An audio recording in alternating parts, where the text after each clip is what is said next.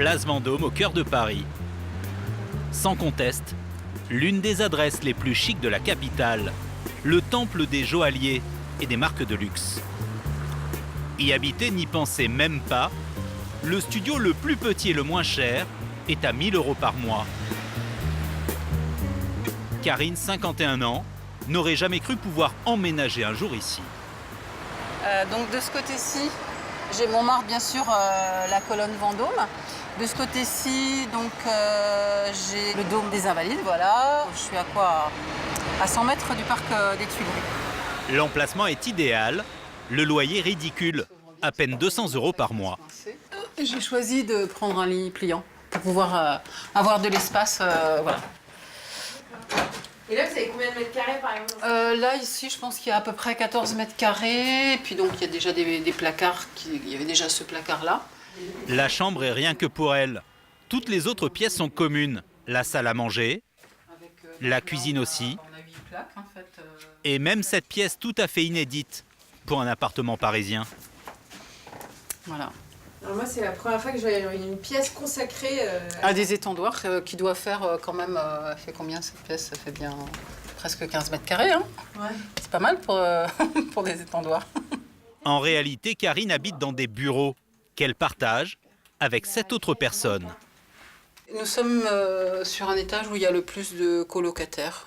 Mais bon, la surface, je pense, justifie le nombre. Parce que je pense qu'il y a à peu près 450-500 mètres carrés ici. Ah, on se marche pas dessus? Non, ça va.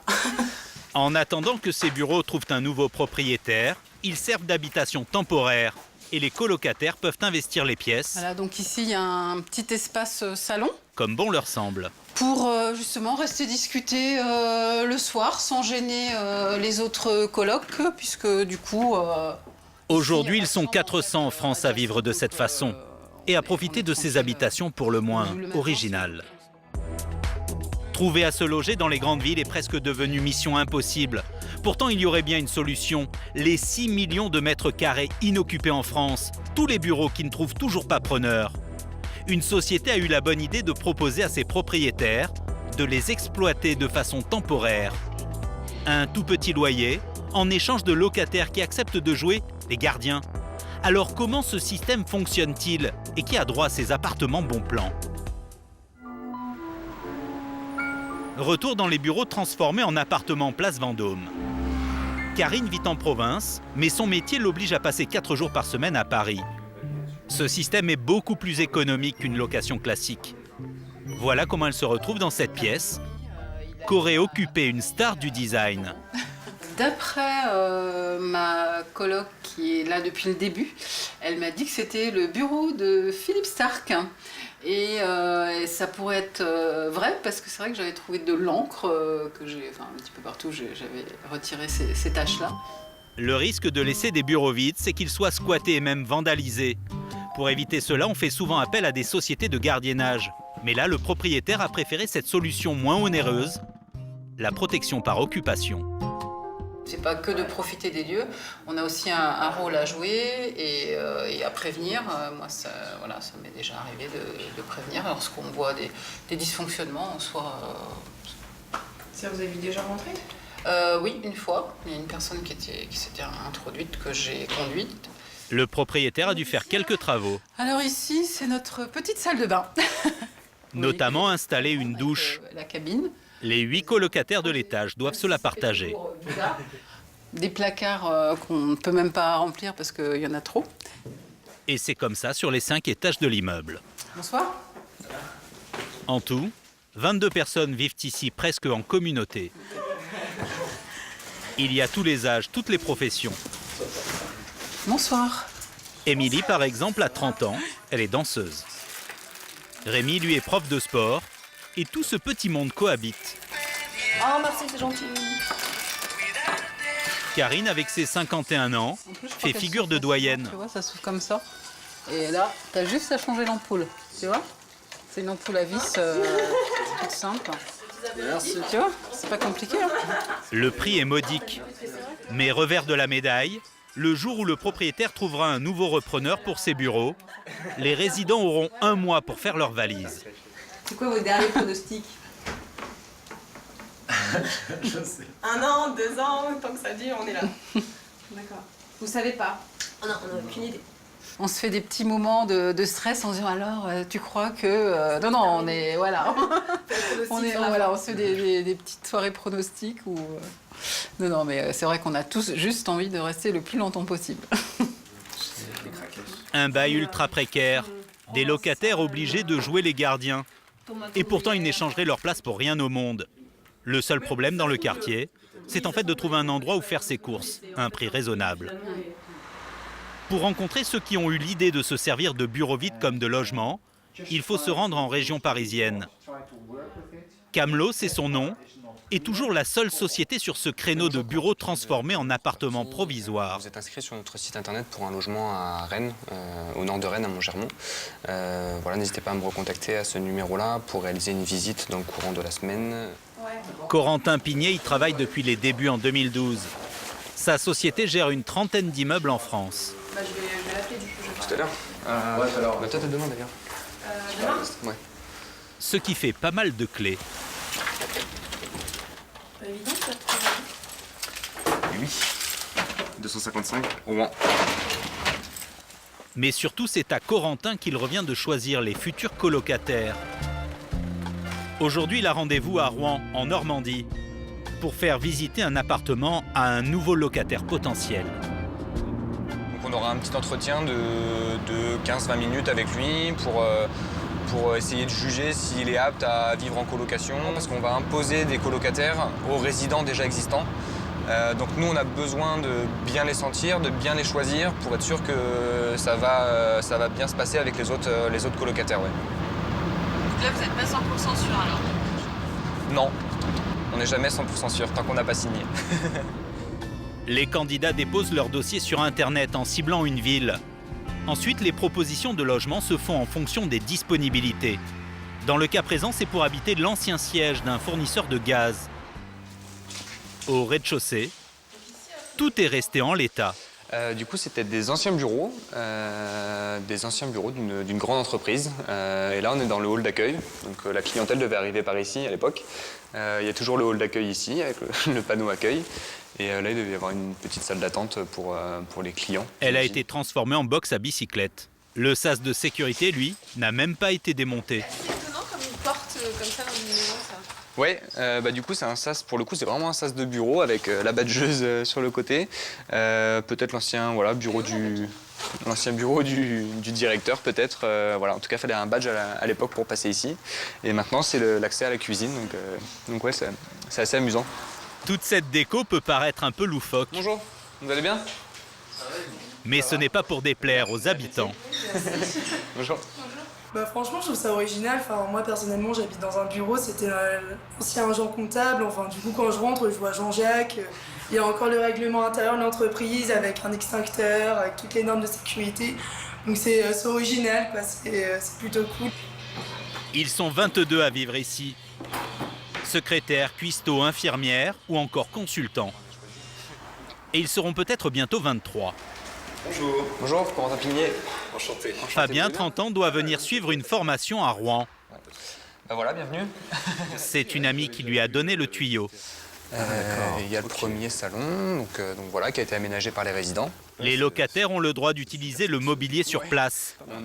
Les appareils électroménagers, en revanche, leur appartiennent. Donc après, je sais qu'il les partagent, mais il faudra juste leur demander avant de, Ouais, tout à fait, on peut avant de les s'arranger. utiliser. Donc là, il y a un résident, là, il n'y en a pas, et là, il y a un résident. Voilà. Donc ça sera cette chambre-là. Ça sera cette chambre-là. La chambre coûte 201 € par mois. Eau, électricité et chauffage compris. Que de l'autre côté, ouais. ah bah, Et il y a même une penderie. ouh, c'est le luxe. Très bien, ok. Non, c'est pratique, c'est parfait. Ah bah satisfait, d'autant plus que je pensais même pas qu'il y aurait même un petit meuble. Bon, tant mieux, coup de chance. Mais oui, tout à fait satisfait, c'est bien. Fabien devra meubler la chambre avec ses propres affaires. Je suis... Fin de la visite. Il peut emménager quand il veut, ce soir s'il le souhaite. Il me faut pièce d'identité, justificatif de domicile. Au-delà du prix très attractif, nul besoin d'avoir un dossier béton de parents qui se portent caution. Il faut simplement justifier d'un salaire. Ce système-là me permet d'aujourd'hui d'avoir un logement alors que, en temps normal, dans les systèmes classiques, je ne pourrais pas. Donc oui, c'est plutôt bien. En réalité, il y a une seule chose qu'on lui demande. Une adresse chez qui habiter au cas où. C'est la lettre d'engagement de relogement. C'est une tierce personne qui s'engage à reloger le résident si jamais on met le préavis de 1 mois en place. Ça, c'est obligatoire. Ouais, ça c'est obligatoire. Dans le même temps, Fabien va devoir se soumettre à un règlement intérieur très strict. Il n'y a pas le droit d'organiser des fêtes ou des réunions. Vous n'avez pas le droit de recevoir plus de 2 visiteurs à la fois à l'intérieur du bâtiment. Interdiction de fumer dans les locaux. Il n'y a pas le droit aux animaux. Il n'y a pas le droit aux armes. Faire attention à ne pas avoir de bougies ou d'encens pour des questions de sécurité incendie. Voilà. Est-ce que ça vous convient ou pas? Est-ce qu'il y a des questions par rapport à ça ou c'est bon? Non, ça me convient tout à fait. Et moi je signe celui-ci également. Mais il ne suffit pas de promettre de se tenir à carreau. Corentin veille à ce que le règlement soit scrupuleusement respecté. Catherine, c'est Corentin de Kaamelott. Il peut débarquer chez les colocataires à n'importe quel moment. Johan, c'est Corentin de Kaamelott. Et gare aux contrevenants. Cela peut être un motif pour mettre fin au contrat. Du coup, là, ce qui va pas, c'est qu'il a un micro-ondes qui n'était pas là avant, en plus. Donc voilà. En général, ils savent que les micro-ondes ne sont pas autorisés. Sachant que là, il est branché et qu'il n'est pas très propre, en plus, c'est qu'il doit l'utiliser. Pour des questions d'hygiène et de sécurité, on préfère éviter. On préfère tout regrouper dans une cuisine, uniquement. Voilà, surtout pour des questions d'hygiène. Le locataire Ça va pas dans le règlement. s'en tire avec un simple avertissement. Cette idée d'occuper des bureaux de manière temporaire est née il y a 20 ans, en Hollande. Et là-bas, vous allez voir que c'est devenu un mode de vie à part entière. Rotterdam est son célèbre port. La ville est en pleine transformation. Elle compte de nombreux bâtiments vides. Et si ce matin, Bob de Wilder de la société Camlo s'est mis sur son 31, c'est parce qu'il a rendez-vous avec son meilleur client, la mairie de Rotterdam. Pour nous, la ville, c'est le plus gros propriétaire de bâtiments vides. On est très fiers de travailler avec eux, c'est une très belle vitrine. En Hollande, près de 60 000 personnes habitent dans ces logements temporaires. Et ici, tous les bâtiments peuvent servir bureaux, bien sûr, mais aussi manoirs, anciennes usines, et même cette école, qui attend depuis 4 ans d'être transformée en supermarché.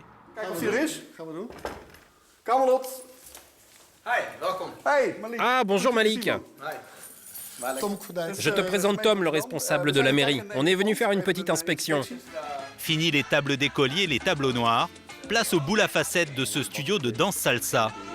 Aux Pays-Bas, il n'y a pas que les habitants qui logent dans ces bâtiments.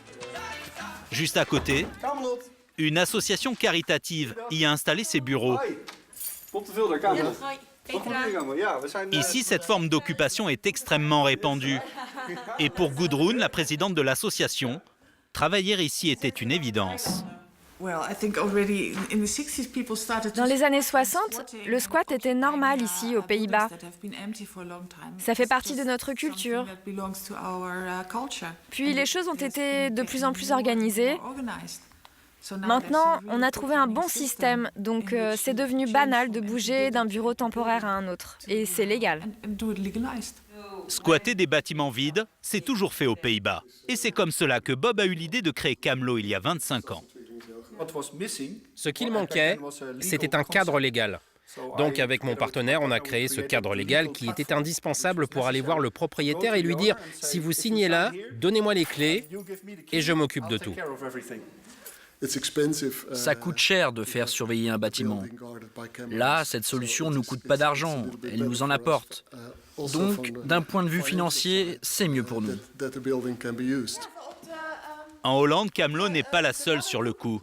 Une cinquantaine de sociétés privées se disputent le marché de ces locations temporaires. Bonjour, je suis de Camlo. On peut venir jeter un œil? Oui, bien sûr. Dan est étudiant, il habite 2 anciennes salles de classe, 80 mètres carrés à lui tout seul, pour 265 €. J'imagine que c'est votre chambre à coucher là-bas? Oui, il y a ma chambre. Là, c'est mon bureau pour étudier. Et là, le coin que j'ai aménagé pour faire ma gym. À bien y regarder, une famille entière pourrait y loger. Mais ce n'est pas l'objectif de ce concept de résidence provisoire. On n'est pas là pour résoudre la crise du logement. C'est trop petit, et puis c'est temporaire. C'est vraiment pour une catégorie bien spéciale de gens, comme les étudiants ou des personnes qui n'ont pas envie de se fixer. De vous à moi, je ne pourrais pas aller à l'université si je devais payer une chambre le prix normal, c'est-à-dire 2 fois plus qu'ici. Ce type d'hébergement me permet tout simplement de continuer mes études. En Hollande, tout le monde semble avoir assimilé le concept. Chez nous, il y a du mieux, mais c'est encore trop nouveau. La société française se heurte à la frilosité des propriétaires et des pouvoirs publics.